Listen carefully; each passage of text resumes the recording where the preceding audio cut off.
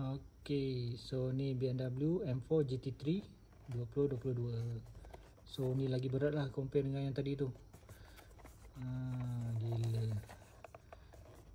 So ni pun nampak macam boleh buka pintu. Yang tadi dia punya hood. So dalam series ni dia ada BMW dengan Camaro. So aku ada dua-dua ni lah. Yang lain ni semua macam kurang sikit. Okay, sama juga bawah dia lain sikit lah compare dengan yang tadi ni. Sama guys. Cuma ni aku dapat awal lah. Mungkin beberapa bulan baru dia keluar yang ni.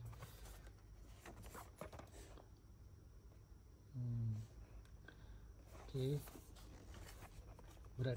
Sekejap kita tengok berapa berat dia. Okay, so kita tengok berat yang ni dulu. 15053.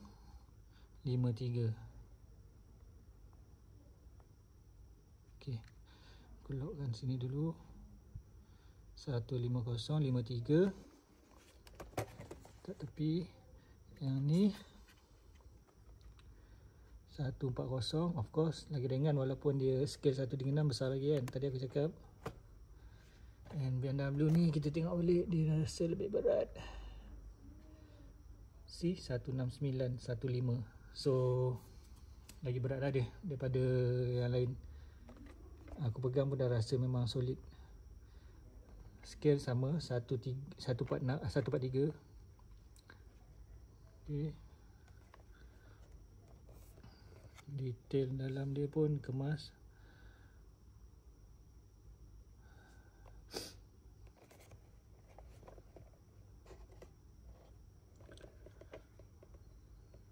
Cantik. Okay, right.